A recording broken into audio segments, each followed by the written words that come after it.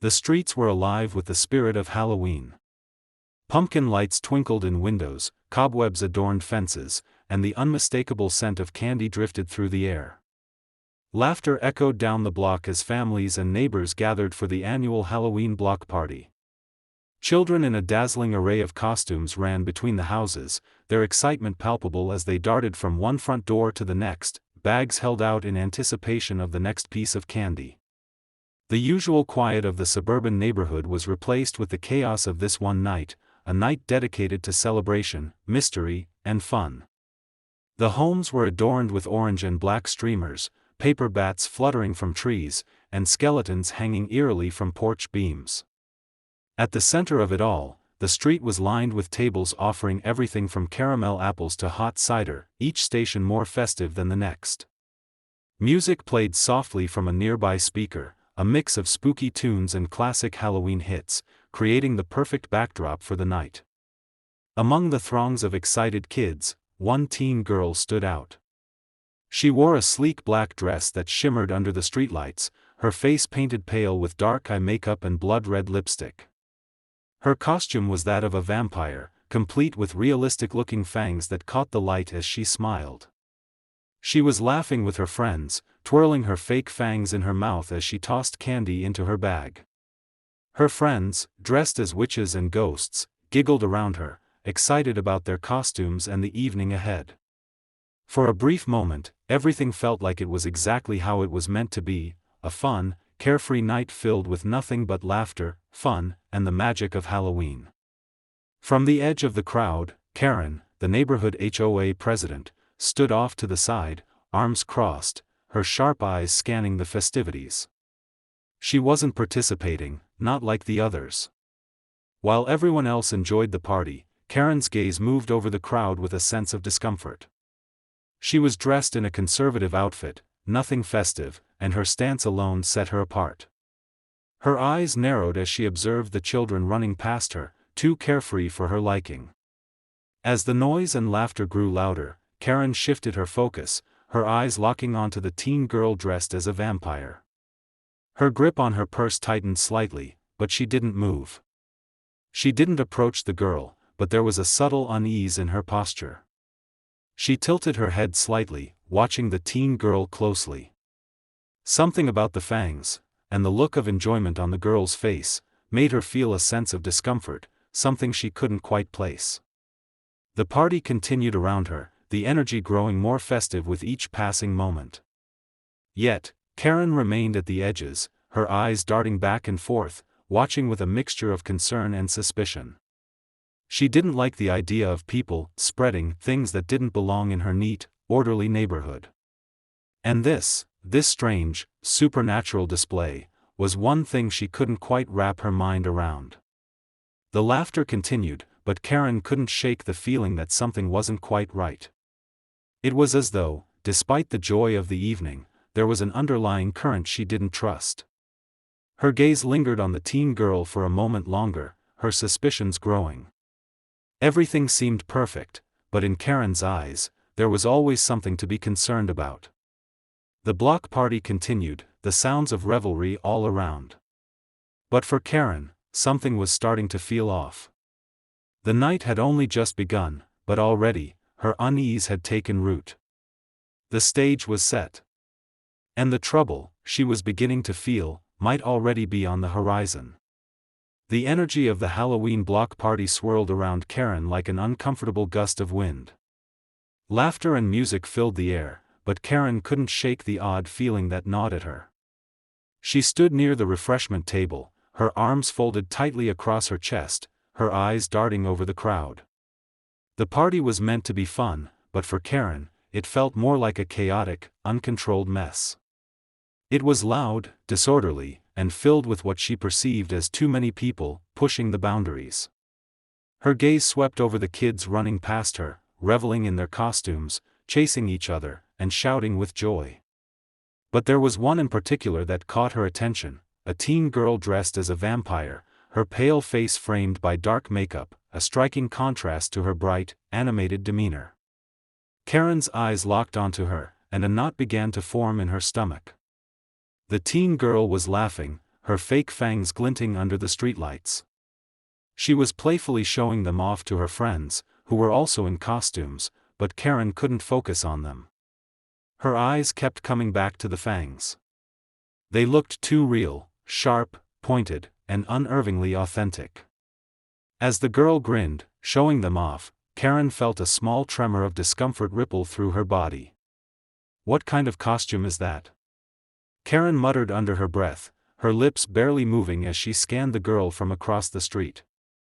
The crowd around her seemed oblivious, lost in their enjoyment, but to Karen, the teen's fangs stood out like a glaring symbol of something unnatural. The laughter of the teen girl rang in Karen's ears, but it sounded different. Almost mocking. Was it the glee in the girl's expression? Or was it the glint of those sharp fangs? Whatever it was, Karen couldn't help but feel a strange unease settle deep in her chest. The girl's carefree attitude seemed out of place to Karen, as if something was wrong. It was Halloween, yes, but there was something about her that didn't feel like it belonged. "Devil's work, all of it," Karen muttered under her breath, almost to herself. She had read enough, seen enough, heard enough to know what she was seeing. It wasn't just a girl in a costume. There was something deeper, darker, at play here. She shifted uneasily, glancing over her shoulder as though she expected someone to hear her words, though no one was paying attention. Her eyes darted back to the teen, who was now playfully chasing one of her friends, laughing even harder. The girl's movements were erratic and too exuberant for Karen's liking. Something wasn't right. The teen girl twirled, spinning in circles, the red and black of her costume fluttering around her. The sound of her laughter grew louder, more frantic, and it made Karen's skin prickle. To Karen, it didn't sound like innocent joy. It sounded like something else. Possession. Darkness. A chill spread through Karen's spine, her eyes narrowing in suspicion. She's one of them," Karen whispered to herself, barely audible over the noise of the party. The words came out almost like a prayer, something she had been prepared to say in the back of her mind for months, maybe years. The girl's fangs weren't just a costume, they were a signal, a sign of something far worse than a simple Halloween get-up. It was all starting to make sense. She had seen this before, heard about it in the local news. Kids and families, drawn in by dark forces during times like this. Karen's mind raced as she watched the teen girl, her paranoia mounting with each passing second. Every laugh, every movement of the girl's fangs, seemed to reinforce the growing conviction in Karen's mind that she was witnessing something far worse than a costume. Meanwhile, the teen girl continued to have fun, laughing with her friends, completely unaware that she had become the object of Karen's growing suspicion. The girl's world was filled with joy and excitement, and all Karen could see was danger, the evil spirits she had been warning people about for years now standing right before her. The night, which should have been filled with fun and lightheartedness, had already begun to feel sinister. The Halloween block party had been in full swing for hours, the lively buzz of children's laughter and the smell of freshly baked cookies drifting through the crisp autumn air. But as the night grew darker, so did the cloud over Karen. She couldn't shake the sense that something was off, something she couldn't quite put her finger on, until now. Karen's eyes followed the teen girl once again, her vampire costume now a glaring symbol of all that was wrong with the neighborhood. Every laugh, every twirl, made Karen's discomfort grow. This wasn't just a simple Halloween costume. No, she thought, her eyes narrowing. This was something darker, something that needed to be stopped. It was then that Karen's frustration boiled over. She couldn't stand it any longer. She marched forward, cutting through the crowd of children and parents who were enjoying the festivities. The music, the laughter, the children's games all blurred into the background as Karen focused entirely on the girl, who was laughing with her friends, spinning around like she owned the night. The fake fangs gleamed, reflecting the streetlights in a way that made Karen's stomach turn. "Hey! You, girl!" Karen's voice rang out, sharp and accusatory, slicing through the party atmosphere like a knife. The teen girl stopped mid-spin, her face confused as she turned to face the source of the disruption. The teen girl's friends paused, glancing between Karen and the girl in the vampire costume. They were clearly caught off guard, unsure how to react to the angry woman approaching them. Karen's face reddened with frustration.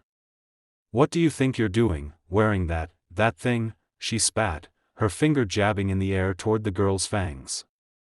"This isn't a joke. You're not fooling anyone. You're possessed." The teen girl blinked, stunned, unsure whether Karen was serious. I'm sorry," she asked, genuinely confused. "It's just a costume. It's Halloween, you know, for fun. The fangs are fake." But Karen wasn't listening. Her voice grew louder, more insistent. "Fake or not, it's dangerous. This costume, this symbol, it's not something you should be parading around like it's normal. Do you know what this represents? People like you are spreading evil in this neighborhood." The teen girl took a small step back, her eyes widening, trying to make sense of the woman's strange outburst. Her friends exchanged glances, unsure whether to laugh it off or intervene. But Karen was already too far gone, her gaze locked on the girl like she had just uncovered a terrifying secret. "No one should be dressed like that in my neighborhood." Karen's voice rose to an almost shrill pitch. "I'm calling the police. I'm reporting you. You have no business being here with that thing in your mouth." The teen girl's friends were starting to get uncomfortable. One of them, a girl dressed as a witch, stepped forward hesitantly. "Ma'am, it's just a costume." "Really? It's Halloween," she explained, trying to reason with Karen. But Karen wouldn't hear it. "No.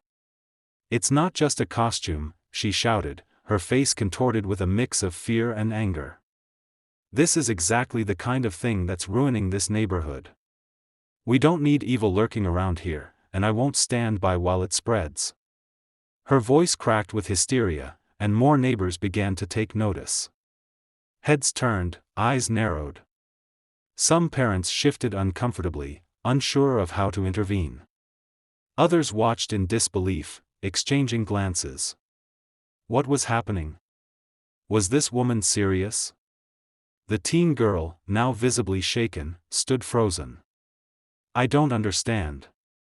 I was just having fun," she said, her voice quieter now, trying to process the strange confrontation. "It's just a costume. I'm not trying to hurt anyone." But Karen's mind was already made up. "You're not fooling me," she said coldly. "You might be playing a game, but this is serious. I'm going to the HOA board about this. You're disturbing the peace. You have no place here." The neighbors continued to watch, many of them exchanging uneasy looks. Some of the parents whispered to each other, their discomfort growing. No one knew how to handle the situation. What was going on? Was this really a matter of concern, or had Karen simply lost her mind? The teen girl's friends pulled her back gently, urging her to move away from Karen, but Karen wasn't done yet. She crossed her arms, her face set in a grim expression of righteousness. "I'll make sure this never happens again," she muttered to herself, eyes flashing with a mix of fury and fear. Her hands shook as she pulled out her phone, ready to call the police. The scene had shifted. What had been a lively, joyful celebration was now clouded with an overwhelming sense of tension. The teen girl stood off to the side, her friends by her side, bewildered and trying to calm her down. Meanwhile, Karen, fueled by paranoia, was determined to make her stand, even if no one else agreed with her. The party was still going on around them, but the mood had shifted, and for the first time that evening, the shadow of Karen's anger had cast a long, dark cloud over what should have been a fun-filled night. The tension in the air was palpable. What had started as a simple disagreement was now spiraling into something far more dangerous. Karen's face was flushed with anger, her hands trembling at her sides. The sounds of the block party, the laughter, the chatter, the music, had faded into the background, replaced by the shrill tone of Karen's voice. Leave, she shouted, her words harsh and desperate. Leave before it's too late. You have no business here with that evil nonsense. The teen girl's friends stood around her, trying to keep their distance from the increasingly erratic Karen. They glanced nervously at each other, unsure how to defuse the situation. The party was still going on in the background, but it felt like a distant memory now. There was a sharp divide between the joyful celebration and Karen's storm of accusations. Karen, it's just a Halloween costume, the teen girl's friend, dressed as a witch, said, her voice soft but growing more desperate. She's not possessed. We're just here to have fun, okay? But Karen was beyond reasoning. Her eyes darted wildly around, focusing on the teen girl and then, with growing intensity, on the crowd around her. She took a step closer to the group of teens, her body tense, ready to make her next move. You all think it's a joke, Karen spat, her voice rising with fury. But it's not. She's spreading evil right here, right now. Do you see that? Do you see those fangs? This isn't normal. The group of teens recoiled slightly, a few of them glancing at one another, unsure how to react. The teen girl, her face still a mixture of confusion and disbelief, slowly began to step back, but her friends stepped forward to shield her. Karen, calm down, one of the teen girls said, her voice trembling. It's just a costume. It's not real. No one's hurt anyone here. We're just having fun. But Karen wasn't listening. Her voice only grew louder, and she started pacing in agitation. Her gaze flickered across the crowd, looking for something, or someone, to validate her paranoia. You're all blind, she shouted, her face twisted with both fear and anger. Can't you see it? Can't you see what she's doing? This isn't just fun, this is dangerous. She's possessed. She has no place in this neighborhood, no place among us. Her words echoed down the block, carried by the breeze. A few neighbors had stopped to watch, and a few began to murmur among themselves, unsure whether to intervene. But no one spoke up. Everyone felt the discomfort in the air, the undercurrent of tension, but no one knew how to break it. Karen's breath came faster now, her body rigid with fury. She felt the eyes of the community on her, felt the weight of their silence. And then, her gaze shifted. She saw one of the parents, a man in a skeleton costume, speaking softly to the group of teens. He was supporting them. His calm demeanor seemed to defy Karen's accusations, and it was too much for her to bear. She could feel her control slipping away. They were all against her. Enough! Karen screamed, her voice shaking with rage. You will all regret this. Her hand shot out, and for a brief, terrifying moment, everyone froze. The teen girl, her friends, the watching neighbors, all held their breath. Karen's fingers closed around something at her waist, something small, metallic.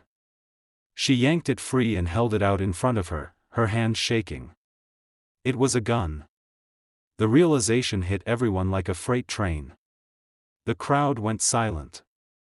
The music, the laughter, everything was drowned out by the sheer, terrifying presence of the firearm in Karen's trembling hands. You need to leave.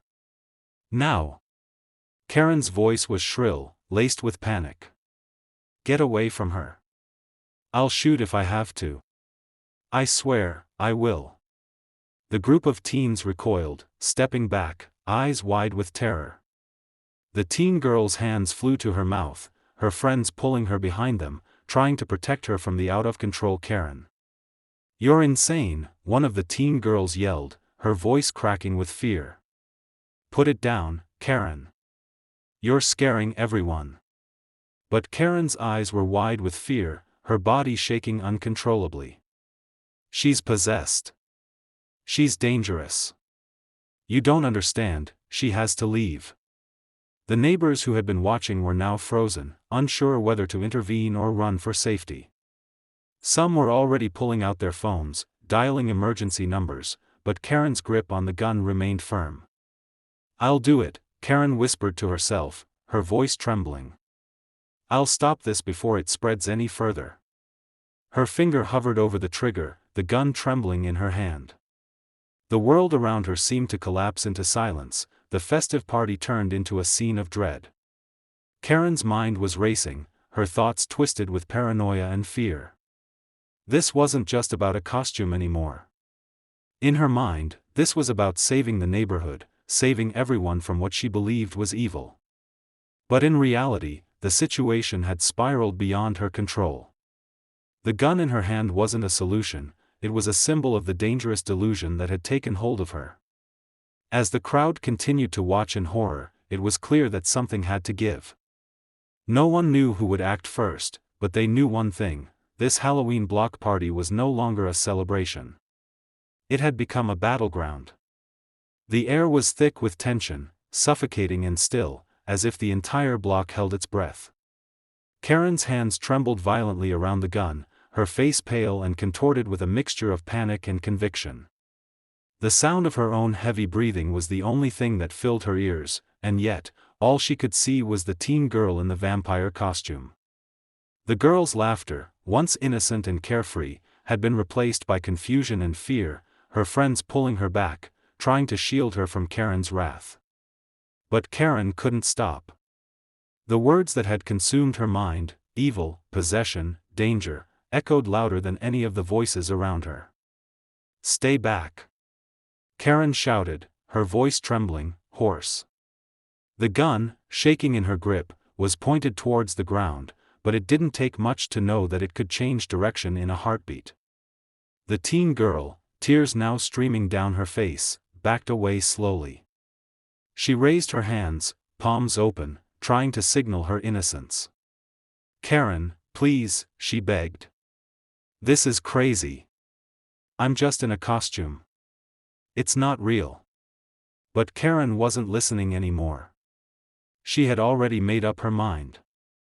She could see the danger, the evil that she believed was radiating from the girl. The fangs were no longer just part of a costume. To Karen, they were a symbol of something far darker. Something that needed to be eradicated. I have to stop this, Karen whispered to herself, her voice growing frantic. Her finger twitched on the trigger. Before anyone could stop her, there was a sharp crack, the deafening sound of a gunshot that echoed through the entire street. The world seemed to pause. For a split second, the laughter and the music were drowned out by the deafening noise. Then the teen girl screamed.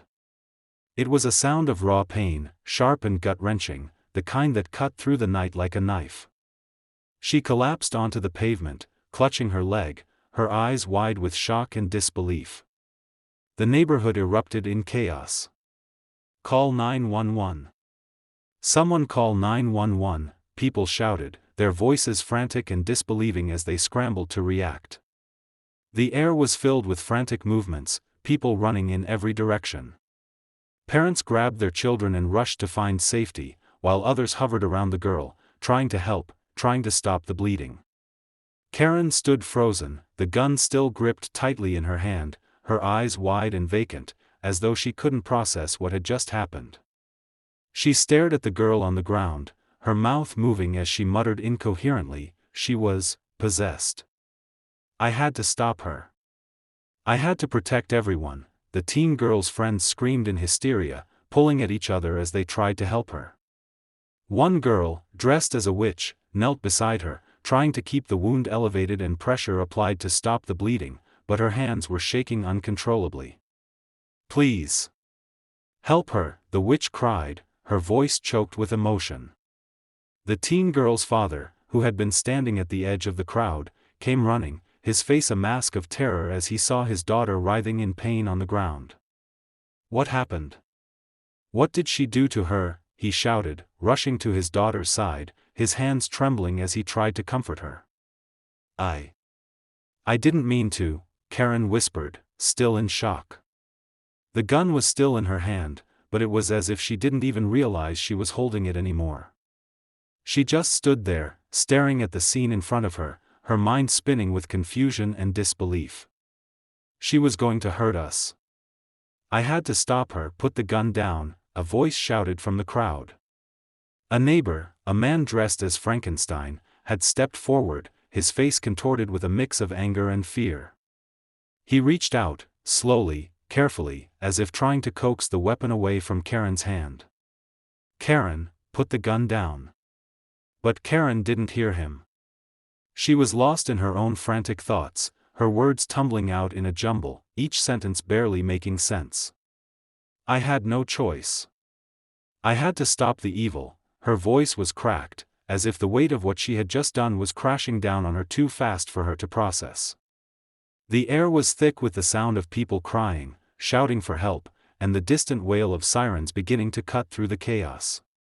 It was all a blur, and yet everything was painfully, horrifyingly clear: the gunshot, the pain in the girl's scream, the horror in Karen's eyes. And then, just as quickly, the sirens grew louder. The police were on their way. The chaos, though not yet controlled, had shifted into something more serious, more dangerous. And with the authorities closing in, Karen's world, once so full of righteous certainty, was now teetering on the edge of a terrifying reality. As the sound of approaching sirens drew nearer, Karen stood there, frozen. The once bustling street was now filled with the hushed murmurs of the neighbors, some in disbelief, others in anger, but all of them aware that the life of a teenager had just been irreversibly changed by one woman's overwhelming fear and paranoia. The sound of sirens grew louder, echoing through the street as flashing red and blue lights bathed the scene in a cold, harsh glow. Neighbors scattered to make room for the emergency responders, some still in their Halloween costumes, others frozen in place, unable to move. The festive atmosphere that had defined the block party hours ago had been shattered, replaced by an overwhelming sense of dread. The once vibrant street had become a place of terror, a scene no one would ever forget. The teen girl, still on the ground, her body trembling in shock, was now surrounded by paramedics. They worked quickly and efficiently, their hands moving with practiced precision as they stabilized her leg, the source of her pain. Blood had soaked through her costume, staining the black fabric with crimson. Her friends, pale and wide-eyed, stood helplessly at the edge of the circle of responders, some of them in tears, their faces twisted in disbelief. The girl's father stood nearby, his hands gripping his head, unable to fathom the scene unfolding before him. "Please, she's going to be okay, right?" he whispered, his voice barely audible over the noise. One of the paramedics gave him a reassuring nod, but the tightness in her expression revealed the severity of the injury. They moved quickly to load the girl into the ambulance, her friends and family following behind in a rush of panic and confusion.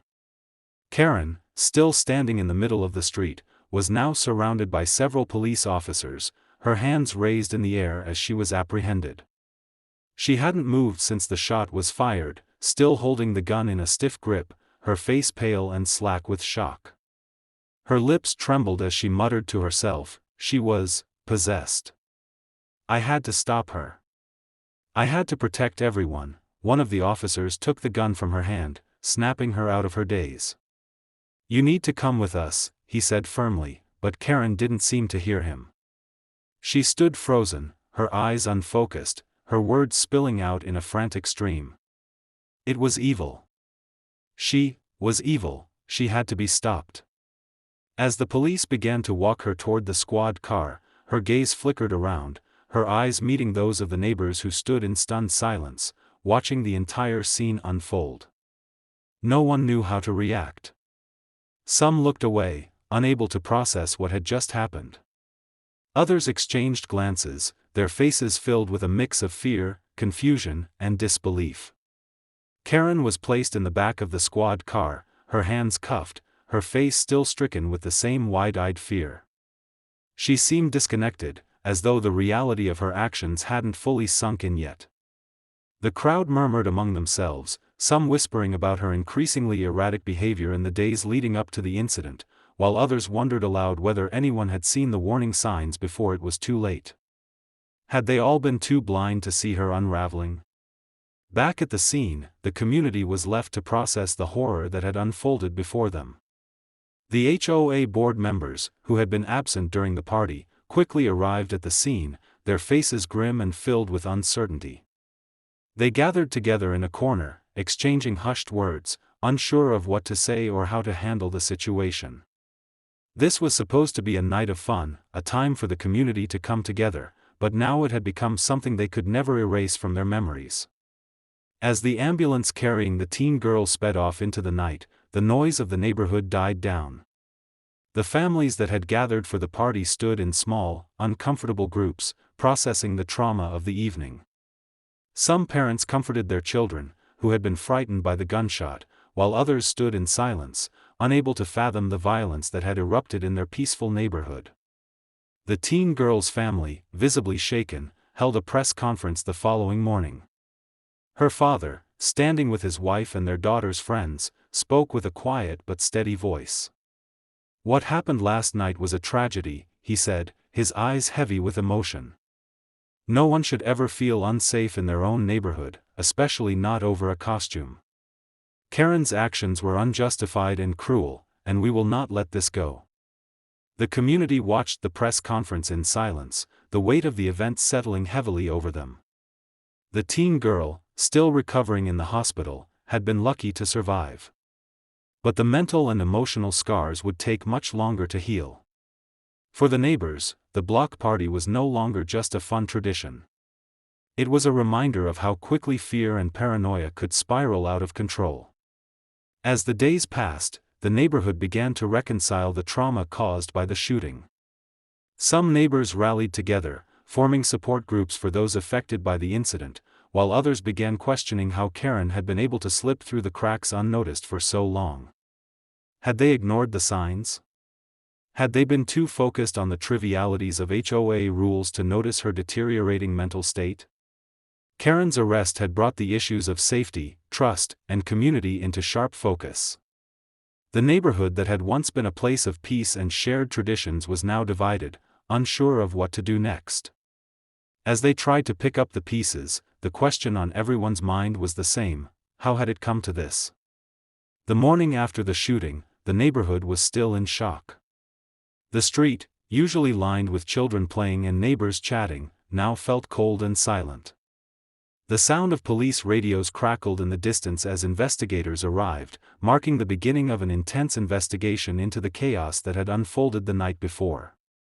The police had cordoned off the area, blocking off the street from the remaining partygoers and curious onlookers.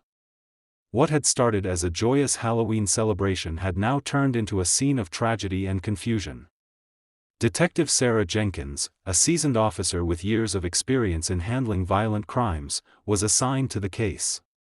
She stood by the ambulance that had taken the teen girl to the hospital, speaking to the officers who had arrived on the scene. Her eyes were sharp, her face unreadable. This was no ordinary case. The teenager's injury, a gunshot wound to the leg, was severe but not life-threatening. However, the circumstances surrounding the shooting were deeply troubling. The community had never witnessed anything like this before. Her first task was to interview the witnesses. One by one, the neighbors were questioned, their accounts of the night pieced together to form a clearer picture of what had happened.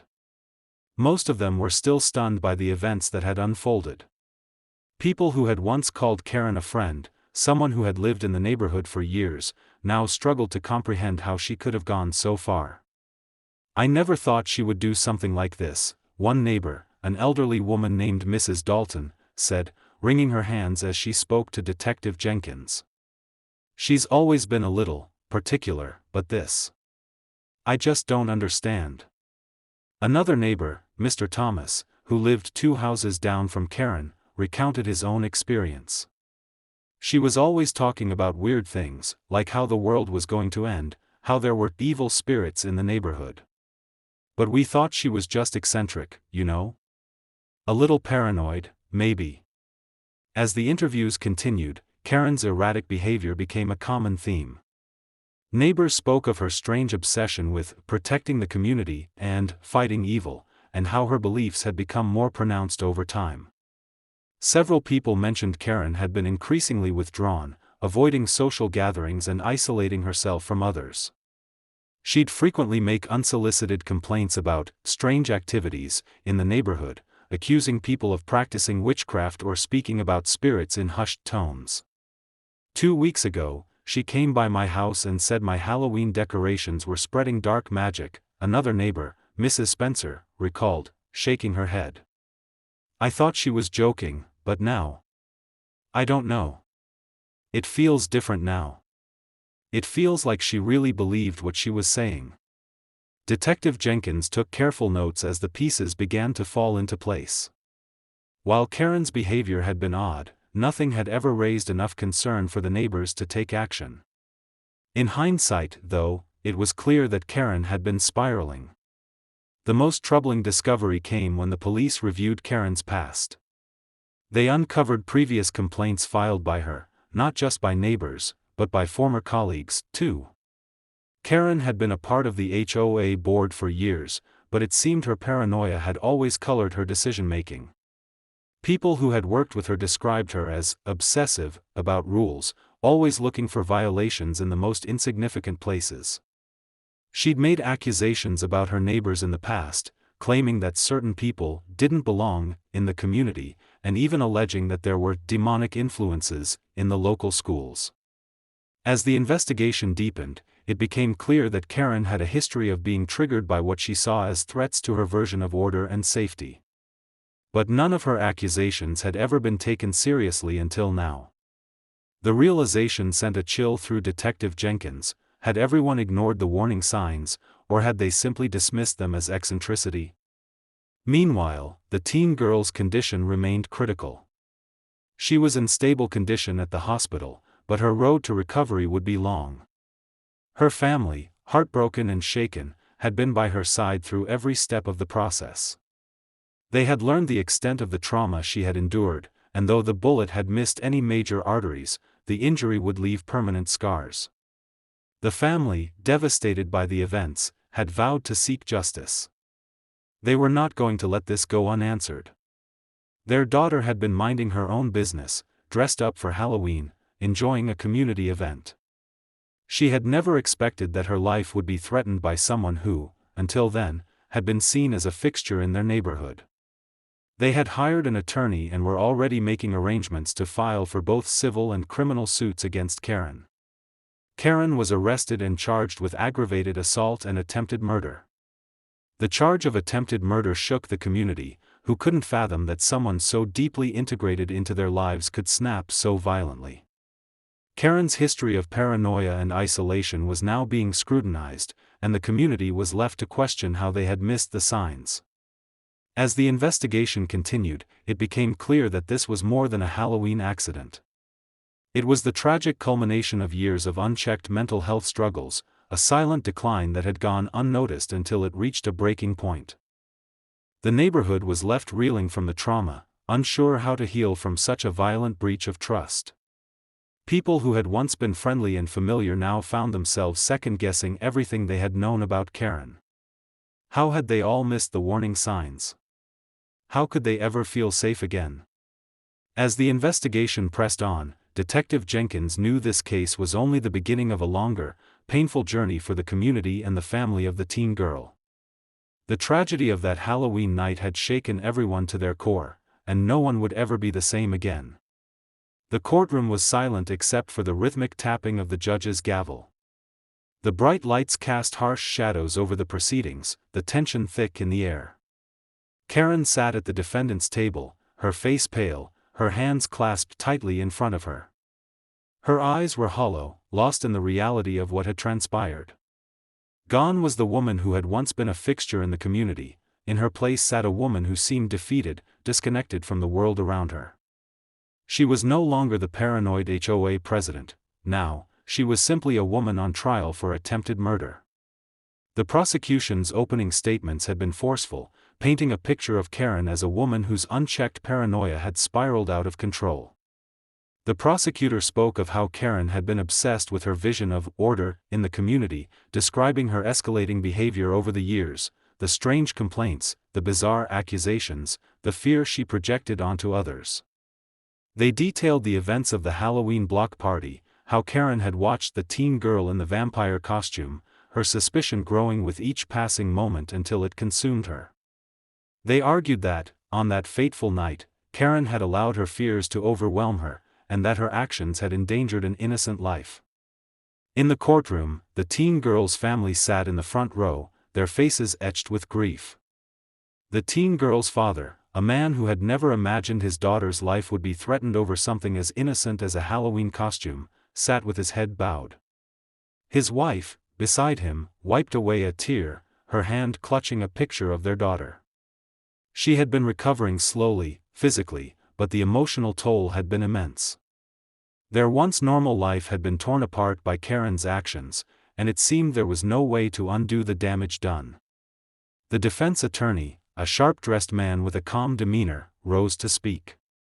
He acknowledged the incident but shifted the focus to Karen's mental health. Yes, an unfortunate event occurred, he said, but it was the result of a woman who was severely mentally unstable at the time. A woman who had been struggling with her fears and paranoia for months, perhaps even years. What happened that night was a tragic consequence of her failing mental state, not a deliberate act of malice. The defense attorney painted Karen as someone who had suffered in silence for too long, unable to seek the help she needed. Karen was a woman who saw dangers where there were none, someone whose mind had begun to betray her long before that Halloween night. She believed that she was protecting the community, and in her confused state, she thought she was acting in defense of her neighbors. Was it wrong? Yes. But we must ask ourselves, was this a crime committed by a sane mind? The defense tried to introduce testimony from mental health experts who claimed that Karen had been showing signs of paranoia and delusional behavior for months. They argued that, while she had committed a grave error, her actions were not entirely a result of malice, but of a mind deeply afflicted by psychological issues. As Karen's attorney spoke, her eyes remained downcast, her hands fidgeting with the cuffs that held them together. It was clear that she had no idea how to handle the weight of what she had done. Her lips moved as though she was whispering something to herself, but no one could hear her words. Her defense, rooted in her mental instability, seemed to be the only lifeline Karen had left, and she clung to it desperately. But for the teen girl's family, the arguments of mental illness didn't matter. They had lost their peace of mind, their sense of safety. The attack on their daughter had left scars that would never fade. The father stood up to testify, his voice thick with emotion. Karen's actions didn't just physically hurt my daughter, he said, his voice trembling. This is more than just a bullet wound. This is a wound to our family's sense of security. Our daughter was just trying to have fun, to enjoy a Halloween night with her friends. She shouldn't have to look over her shoulder, wondering if someone will hurt her because of a costume. I don't care if Karen was sick or not, she pulled the trigger. She almost killed my daughter. The mother, her voice quieter but no less pained, added, I want justice for my daughter. I want her to be able to walk down the street without feeling like she's in danger. No one should have to live like this. No one should have to worry that someone might see them as a threat just because of how they look or what they're wearing. I'm not asking for sympathy. I'm asking for accountability. The prosecutor, after hearing the emotional testimony from the family, painted a powerful argument. Karen may have had her own struggles, but her actions were not those of someone who acted in self-defense. She did not try to reason with the girl or her friends. Instead, she chose to escalate the situation violently. Her delusions were not excused by her paranoia. What happened that night was preventable, and she failed to stop herself. The jury deliberated for hours, the tension in the courtroom rising with each passing minute. The community, divided by sympathy for Karen's mental state and the undeniable fact that she had put an innocent life at risk, waited anxiously for the final verdict. When the jury returned, the courtroom held its breath. Karen sat, her hands clasped tightly in front of her, her face a mask of uncertainty. The verdict came swiftly, guilty of attempted murder. The courtroom exhaled collectively, but the weight of the decision hung in the air. Karen's conviction was inevitable, but there was still a question that loomed over the proceedings: what would happen to her now? Karen was sentenced to a lengthy prison term, though the judge acknowledged her mental health struggles.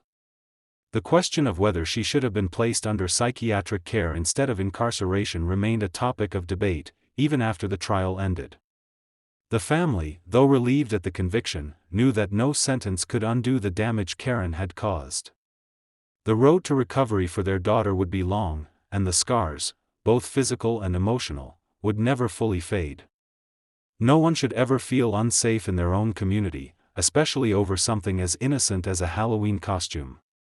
But incidents like this serve as a stark reminder of how unchecked fears and prejudices can spiral out of control. It's important that we all take a moment to reflect on the impact of our actions and the need for compassion and understanding in our communities.